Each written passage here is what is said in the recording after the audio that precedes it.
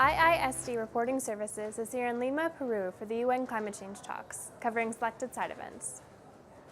On Friday, December 12th, delegates discussed climate finance readiness at an event sponsored by Adelphi and Transparency International.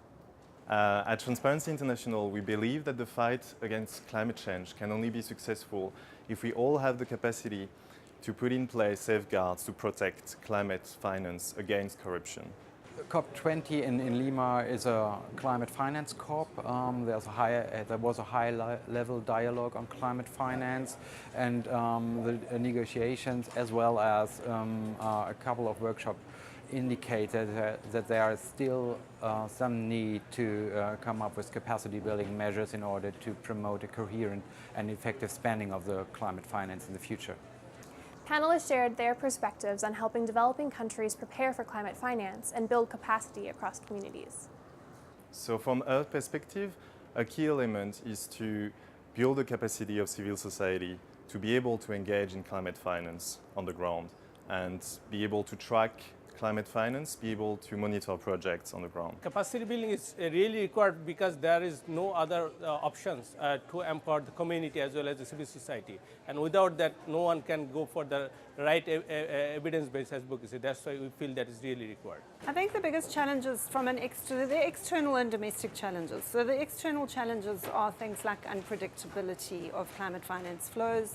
And for example, at the moment, we're being asked to put INDCs on the table, but there isn't actually finance for that.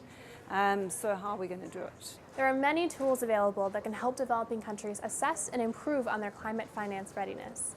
This is why Transparency International decided to develop some training material and online courses on integrity issues. The last one of the series is a course on RED+ integrity and is available freely online.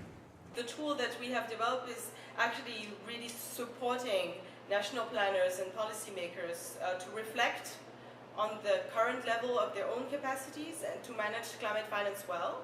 The program is working targeted at 10 countries and at the Caribbean region, and aims at providing the capacity building and the technical assistance for countries to to develop transformational projects and to build the institutional capacities to access international funding.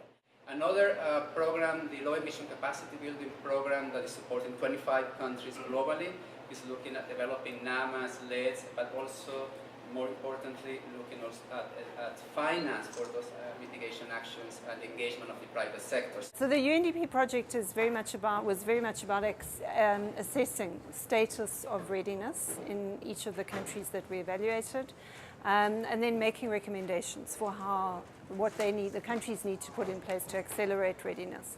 Yeah, we have with Clifford the climate finance readiness training. We have a toolkit based on role plays, quiz, joint brainstorming exercises among the participants using a case study method, also with a fictitious case studies, and try to offer a menu of different approaches in order to support climate finance readiness in the countries. Watch out for more coverage of the side events here at COP20, brought to you by IISD Reporting Services.